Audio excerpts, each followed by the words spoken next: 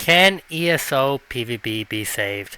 Now, I'm gonna just apologize first of all for the fan in the background. My room is hot. Y'all just don't understand. But let me get into this. ESO PVP right now is kind of cooked, and let me tell you why. First of all, ESO PVP is cooked because the balancing and subclassing is god awful and it's terrible. And in turn, nobody wants to play PvP because the balancing is god awful terrible. Everyone's using Restoring Light or Storm Calling, and then everybody has on Assassination or Adric Spear or Animal Companion. Those are the only lines that are used. If you're using any other line in Cyrodiil, hey, props to you. I respect it, okay? If you're not using something else in Cyrodiil, I don't even blame you because the meta is terrible, it's boring, and nobody likes it. The second part is there's no incentive to actually PvP. They kind of just neglect it. It looks like they want to go into Vengeance. Don't know why. Probably because Brian Willard doesn't know what he's doing. I don't know what his plan is. I don't know if they plan on trying to get rid of PvP or they're just trying to milk as much money as they can before they shut down the game, kind of like Amazon did to New World. But hey, I guess time will tell. So let me tell you, this video is really going to be about my opinion on what they should do to help PvP succeed. And it's really not that hard. And I'm just going to kind of keep this video semi-short and sweet. Number one is obviously they need to balance it. There has to be balancing in it. Restoring Light Hot's got to get nerfed. Storm Calling, the Amplitude, I think is what the passive's called, gives it way too much. That's the number one passive that's giving Storm Calling so much damage, is that Amplitude passive. That thing's got to get nerfed.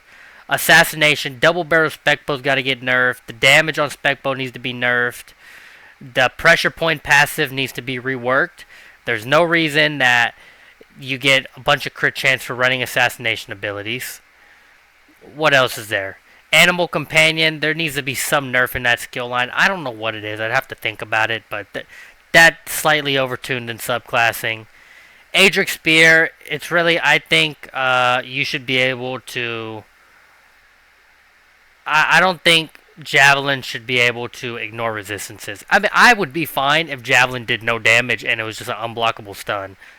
Right? That'd be cool if it just did no damage. Kind of like Fossilize. You know what I mean? It does no damage, and, you know, it works fine. So, there's different ways to do it. Second of all is crit damage. Crit damage is another reason for the meta being so terrible right now. Everybody's able to stack max crit damage because of Monomyth.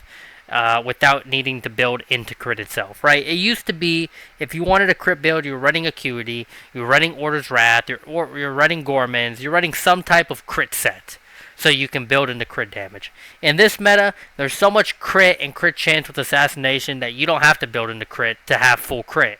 You can build into Essence Thief with damage percentage and sustain, or build into Oak Fathers, or some type of Pyrband or some type of proc set, and still have max crit damage and 45% crit chance. It's ridiculous. Crit is overtuned. Crit damage and skill line passives, in my opinion, should be nerfed or completely reworked. Monomyth needs a nerf. I would say Major 4, there's a way to balance it. And in my opinion, obviously I don't know if this is the right way to do it. This might work perfect. This might be a terrible idea. But I have a feeling that even if Monomyth was a 10% or 7%, unique crit damage buff, so Major Force is still accessible, but obviously you have to get it through a set, then it would be more balanced. So that's my thoughts on Monomyth. The second thing, obviously, and first of all, health recovery, especially in Draconic power, there's a lot of skill lines that need to get buffed. They need to focus on buffing skill lines to bring them up, hashtag bring back Stam Tentacle Execute, and less on nerfing things, except Beam needs to be nerfed so we can bring back Stam Tentacle Execute. And health recovery is useless, hashtag Elder Dragon passive, get rid of it. But let me tell you, it needs to be a incentive to play PvP. And I've talked about this on my stream. In my opinion, I think a good way to do that is to put incentives inside of Cyrodiil for winning the campaign. For example, if you're playing Greyhost, There's an award for each alliance, right? Every single month it's different, right? The winning alliance gets some cool cosmetic, right? They get some sick title called the Milkman. Who doesn't want to be the Milkman? They get some cool horsey, right? They get a horsey, they get a flying mount, they get something, right? Even if it's a hovering mount, it doesn't have to actually fly, but like a mini dragon, that'd be cool, right? A big rubber ducky, something cool, right? For the winning alliance. The second alliance, they get say 1,500 crowns, right? So it's not going to be as cool as the first place, but they'll still get something that's worth PvPing for, right? And last place, they get trash jewelry, or your last place, you don't deserve anything anyways. It is what it is. In Blackreach, add some incentive to play in Blackreach, right? If you play for 4 hours throughout the week in Blackreach, you'll get one crown crate, right? People will be all over that. Everybody loves crown crates. Everyone's always talking about, we need a new Cyrodiil map, add things to Cyrodiil, add things to this. First of all, let's just start off with incentives so people can go into PvP. So in turn, ZOS has a reason to come out with a new map, or whatever it is. The second thing is double Telvar / double AP weekends. Maybe alternate them.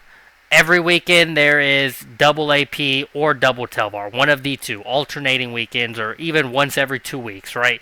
So twice a month, one weekend is double AP, one weekend's double Telvar, right? Saturday and Sunday.